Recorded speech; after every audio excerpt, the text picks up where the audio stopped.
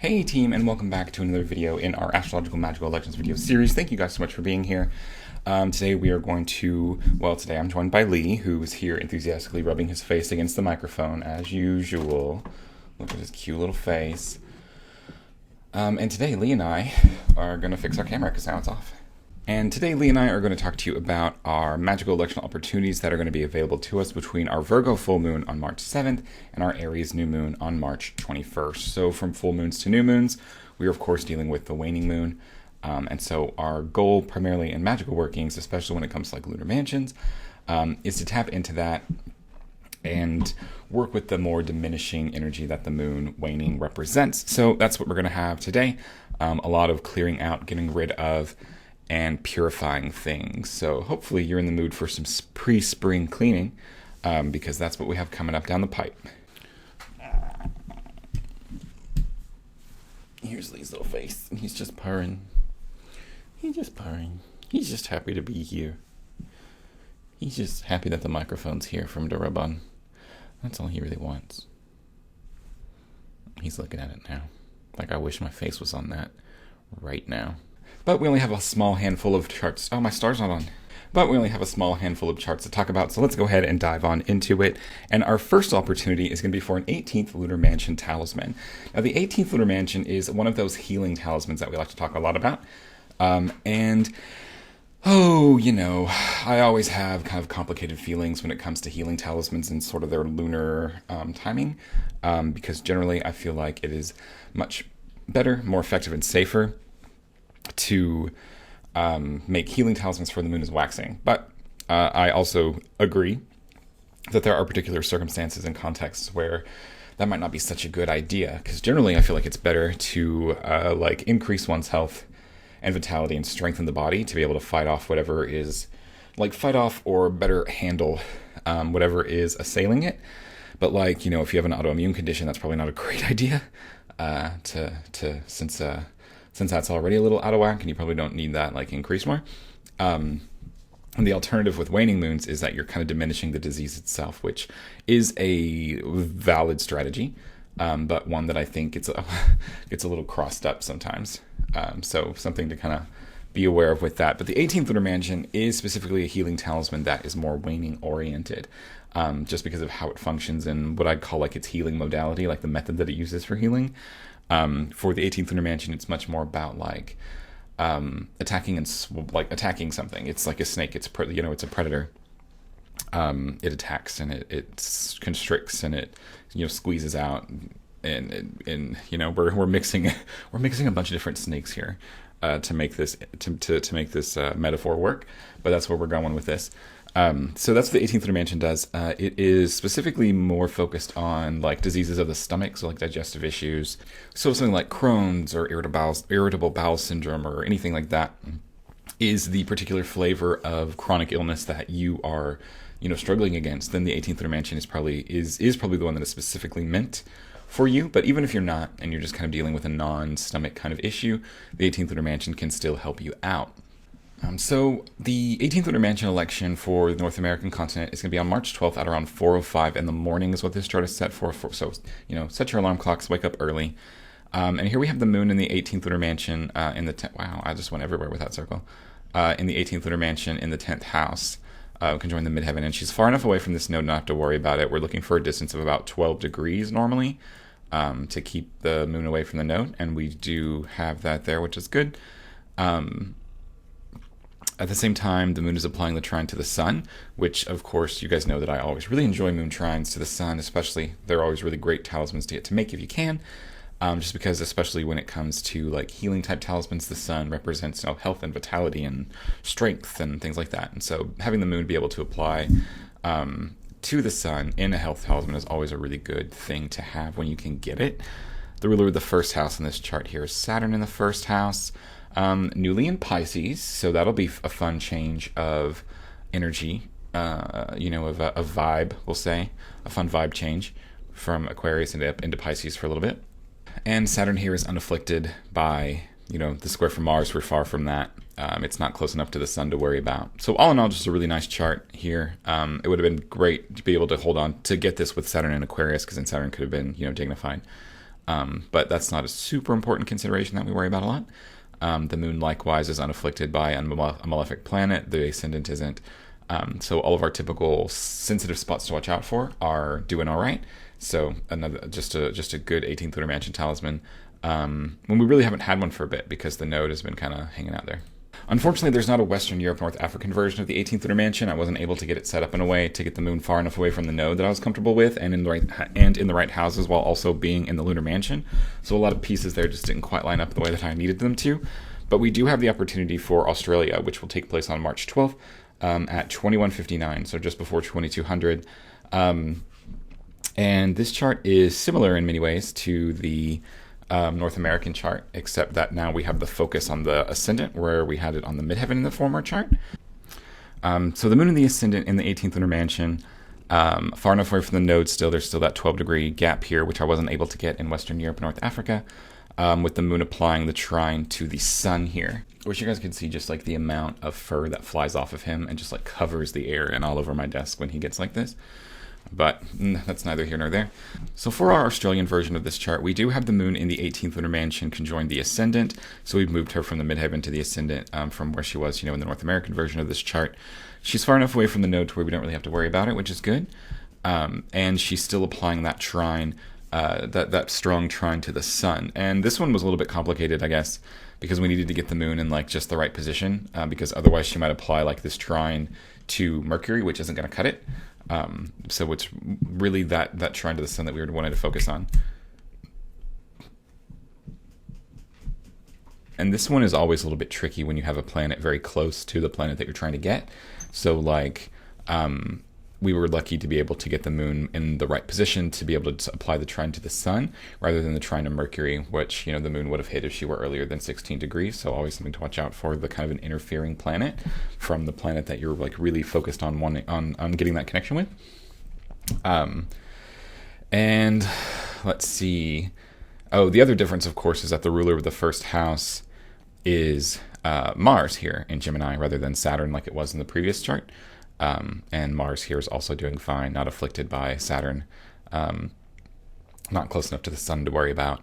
The ascendant degree is also unafflicted by Saturn or anything like that. So just another good example of a fit, we'll say, 18th lunar mansion chart. So our next electional opportunity is going to be for an Antares fixed star talisman. And this is something that's going to be available for Western Europe, North Africa, and Australia. North America is not going to be able to participate in this one, sadly for me. And Antares is a fixed star that's in the Scorpio constellation. It's the heart of the Scorpion. And it is another one that can be more sort of health focused, but health focused in a couple of different ways. So Antares specifically is more about armoring the body in different contexts. So when we're talking about health, of course, it's like the armor of the immune system, or like in Chinese medicine, they have this concept like the Wei Qi, the sort of the energy field that extends a little bit beyond your physical body to kind of like help shield you from the bad goop that's out there in the world, whether that's, microbes or other people's energies, or there's different interpretations of what exactly that means. But that's kind of the idea. It's like this outward shell that protects you. So it can be like an immune system bolstering thing. It's the kind of typical thing of Antares is that it fortifies the constitution and it increases memory. So it can be helpful for recall. There might be like a weird intersection here to where Antares is good for like helping to slow down the progress of like dementia or Alzheimer's, but that's just me kind of combining like health plus increased memory and trying to find a problem to solve with this unique set of skills. But Antares also has like a spiritual dimension where it's said to drive away malefic attachments and to actually give control over evil spirits. So if that's what you're interested in, here you go. Here's an Antares talisman that you can use to command demons, I guess, but I don't super recommend that. Overall, Antares is just a really good star when it comes to like the protection of the body and the health of then one's physical and kind of spiritual health as well. So if that all sounds like something you're interested in pursuing, Antares is the one for you. And in our chart for this is actually Australia. Well, I'll do Australia first. Whatever. So for the Australian version of this chart, that takes place on March 14th at around 6:30 in the morning. This chart's set for 6:29. And we have the moon. What you want is you want to get Antares rising, or on the midheaven or rising. But in this case, it's going to be Antares on the midheaven. Antares is at 10 degrees Sagittarius. So you just slap 10 degrees Sagittarius on the midheaven. You get the moon applying to that degree as closely as she can within 5 degrees. And at the same time, you get the moon applying to a planet that is of the nature of Antares. And in this case, Antares is a star that's of the nature of Mars and Jupiter. So we have the moon applying to Jupiter. Mars would also be an alternative. And Mars would probably be ideal here just because of Antares is like history and, naming convention and whatnot. But I actually like Jupiter a lot here when it comes to like health stuff. I feel like Jupiter has much more of like a chill kind of energy to it rather than Mars. And so that might be the preferred thing. We also have the instance here where Jupiter rules the first house and is unafflicted by Mars or Saturn. The moon is unafflicted by Mars or Saturn. This opposition between Mars, which is what messes us up in some other locations, unfortunately, is not within orb to worry about right now. One thing that might make this election less ideal for many people is Saturn's position here in 0 degrees of Pisces. Oh my gosh, I cannot draw a line. 0 degrees Pisces. Because there's a square here with between the moon. It's 6 degrees apart. It's separating. So I think there's a lot here to kind of say that, oh, this is in the past, but I could still see people being like, I'm not super comfortable with that. And I think that's fine. And that's why I put the sun, or that's not why I put the sun here, but that's why I was really happy to find the sun here in the first house in this chart, which I think is a nice kind of counterbalance to this Saturn square. So I think this chart is fine, but I can understand if somebody felt that this chart, maybe that they just didn't want to deal with this this Saturn moon square. I think that's totally valid, but I think there's enough in this chart to counter that to where that shouldn't be much of a concern, especially since the aspect is over 6 degrees separating. And then the Antares chart for Western Europe and North Africa is going to be on March 14th at around 1:48 in the morning. And here we have that chart just on the ascendant rather than on the midheaven like we had before. So the moon, so we have, Antares at 10 degrees Sagittarius rising, the moon applying a very close conjunction to that, and then the trine to Jupiter being one of the planets that share in the nature of Antares, the other being Mars. Having connection with Mars would be cool, but we just don't have that. And the sort of other positive thing that, aside from this just being much closer here, is that the Saturn square that we were kind of concerned about, or maybe concerned about in the Australian version of this chart, is now over 9 degrees separated. So definitely something that I think is, gone and done with, and no longer really in effect or afflicting the moon here. So I think the the Western Europe version, I think the Western Europe version of this chart is much better, much tighter conjunction, further away from the Saturn square than the Australian version. So, good job, Western Europe. You really did it this time. But that doesn't mean the Australian chart is bad. Fun fact, this chart for Western Europe could also be a 20th Lunar Mansion talisman if you wanted to go about it that way too. But I feel like the Antares talisman is a much better opportunity just because of how it's a little bit more difficult, a little bit rarer to get. Hey team, it's Ryan here, and I just wanted to take a quick break to do a quick plug for the Bohemian Fixed Stars and Oracle and Guide, which is a fixed star focused oracle deck I created with the artist Terry Johnson. Last time we announced pre-orders and had a really great response, and I wanted to say thank you all for that. At the time I didn't have any physical proofs, anything physical to show you, but since then we have gotten our physical proofs in, and I can show you those. And here you can see on the backs of the cards and their size. They are 4 inches by 6 inches, which makes them a really good size to handle. We wanted the cards to be large enough to be used as an altar item if you chose, like for an image or meditative focus.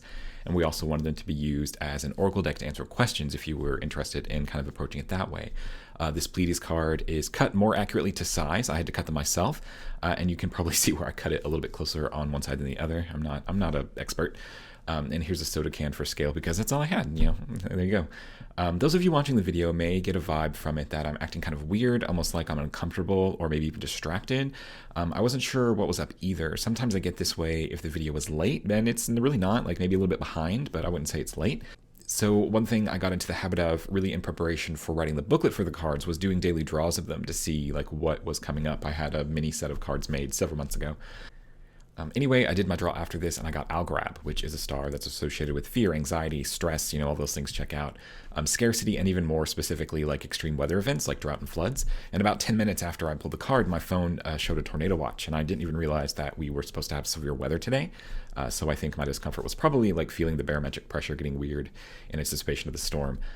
So even right now, the sirens are going off, so I should probably do something about that. But I just wanted to show you guys some physical copies and tell this little story about, using the cards.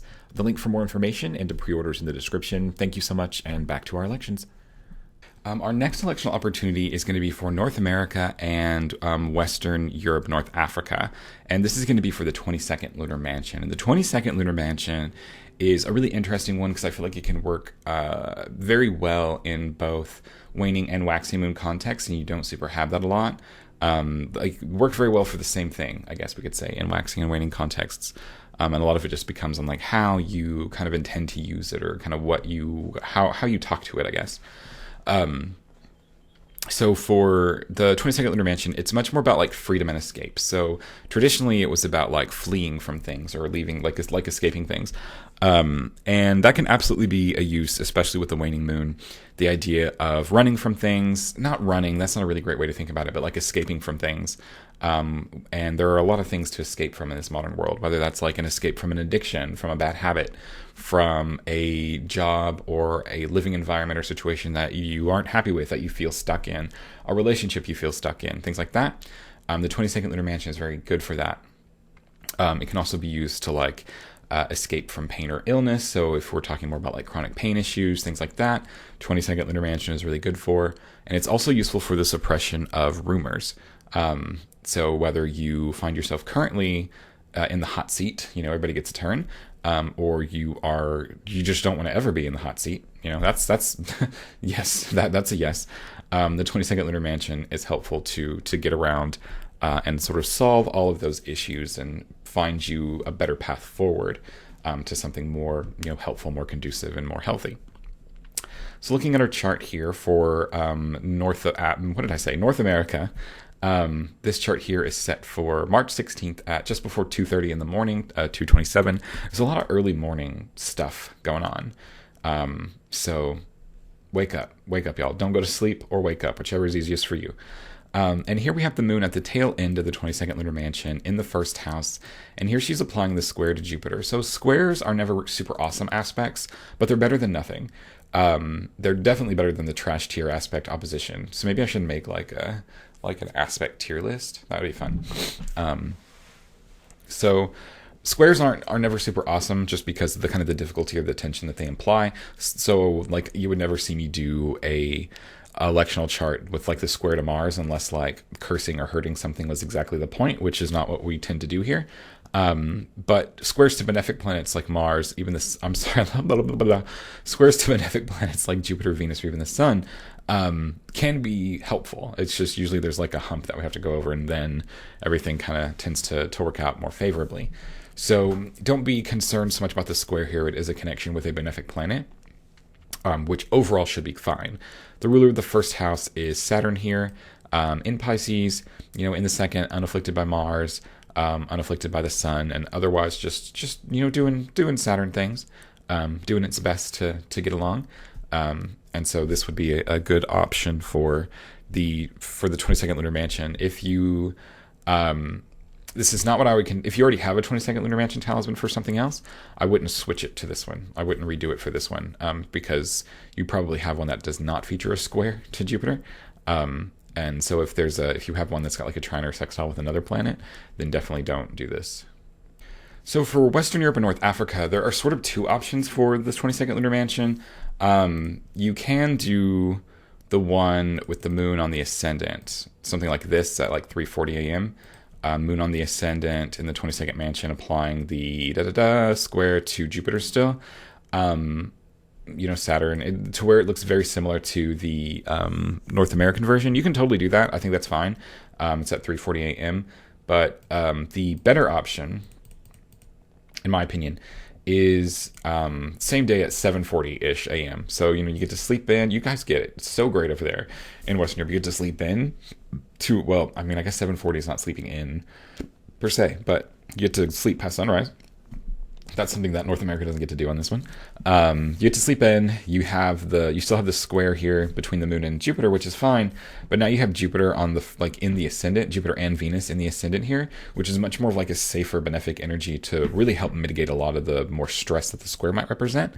And then Mars is ruler of the first house down here in Gemini is fine. Unafflicted by Saturn, unafflicted by, it's not combusted the sun or anything like that. So in many ways, this version at 7:40 a.m. is really the superior version, just because you get this benefic concentration in the first house, which helps to smooth over some of this rough square patch nonsense that North America does not get to have alleviated, really. Sadness. All right, and then our last electoral opportunity is going to be for the 23rd Lunar Mansion, and this is something that North America and Australia are going to get. Western Europe and North Africa are going to have to sit out on it. And the 23rd Lunar Mansion is another one that's a healing-oriented talisman. This one with the modality of like sacrifice and swallowing. So it has a particular power, sort of like how the 18th Lunar Mansion sort of was specifically focused on diseases of the stomach, digestive issues, to where it has like a particular knack for that. The 23rd Lunar Mansion is more about like the mouth, throat, and teeth. So, anything in this general vicinity. Maybe thyroid, because that's there too. Unclear. Instructions unclear. So especially if you have, an area, like if that's an area of concern for you, the 23rd Lunar Mansion can be very helpful. But even if not, the 23rd Lunar Mansion is good for this. The 23rd Lunar Mansion is focused on like swallowing and having things sacrificed to it to be consumed. So the basic idea is that you make the 23rd Lunar Mansion, you tell it to eat things, you ask it to eat things, and those things kind of start to disappear from your life. That's the gist of it. Like that's the super gist of it. The super watered down version. And so that's kind of how you want to approach this talisman. Like, what are things in your life that you don't need anymore that can be kind of given away to make things better, to like improve things? And it can be like super literal, like, pain, illness, anxiety, stress, all those things. So feel free just to throw that into the gaping maw of the abyss, which is the 23rd Lunar Mansion. But for the North American version of this chart, it takes place on March 16th at 7:27 and actually looks almost exactly the same as the 22nd Lunar Mansion chart for Western Europe. Which is funny, so now we have the moon now in the 23rd Lunar Mansion. I got confused what mansion I was in for a second. Now in the 23rd Lunar Mansion can join the midheaven, and at this time she's applying, the square with Jupiter now very, very tightly. So kind of that same square from Jupiter as before, now very, very tightly. And now North America gets to kind of benefit from the double emplacement of the benefic planets in the first house. Which can be especially helpful for like a wellness type of talisman, because Jupiter and Venus, try to stabilize and assist and fortify health in the body. So that can be good. The ruler of the first house is Mars here in Gemini in the third, unafflicted by Saturn, not combustive to the sun, not retrograde. So all in all, doing okay. So just another great option for a 23rd Lunar Mansion. Kind of like I said with the 22nd, if you already have a 23rd Lunar Mansion, I don't think that I would recommend upgrading or changing to this one, just because the square aspect is still kind of annoying to deal with. But if you don't already have one, this can be a good introduction to it. But that will be a judgment call that you'll have to make on your own, kind of comparing this electoral chart or kind of what it looks like in your location to the one that you already have right now. So the Australian version of this chart had to kind of be a little bit different to make everything work right. And this is set for March 16th at 22:13. And here we have the moon in the 23rd mansion in the third house. Ideally, we want her in the ascendant or the midheaven, or the 11th is a good third choice. And then the third house would be like our number 4 choice. And everything else is trash, basically. All the other houses aren't great. But we were able to get the moon in the third house because we needed to maintain the square with Jupiter. After the square with Jupiter, we would go to like the sextile to Mercury, and that's not going to cut it. I'm not going to give that to you guys. So we needed to kind of keep the moon within this connection with Jupiter here. So she had to go into the third house, which is fine. It's a good fail-safe for when other things aren't working out. And at the same time, we have Mars as the ruler of the first house here. Mars is unafflicted by Saturn, not close to the sun. And I specifically chose 25 degrees Scorpio as an ascendant degree to be able to get the trine to the sun exact, which is a nice sort of stabilizing, healthful factor, because the North American version of this chart was able to get it to where Jupiter and Venus were in the first house. And here they're in the 6th house, which I don't think is a bad placement, because benefics in the 6th, the 8th, or the 12th house can help to sort of protect us from some of the worst manifestations of those houses. So I like the Jupiter connection here. I like Jupiter and Venus here in the 6th house, and the moon, kind of making this connection to them. But I also know that North America, those jerks, got to have Jupiter and Venus in the first house in their chart. So the least I could do was encourage you to craft this chart in such a way as to get another really helpful benefic connection to the ascendant. So please take advantage of that if at all you are able to. But all right, everybody, thank you guys so much for watching. That's all the electional charts that we have for you for this lunation. Hope that you're able to find something in this time period to work with to help you overcome any sort of difficulty or obstacle that you're currently facing. Thank you guys so much for being here. Special shout out. Thank you guys to my patrons. Thank you all so much for your support. If you're interested in supporting the channel and giving Lee more microphones to rub his face against, consider looking into the Patreon. There's a lot of extra goodies, special things there to help you sort of at no matter what level you are in astrological magic. But everybody take care, and I will see you guys in the Aries New Moon and our first day of spring.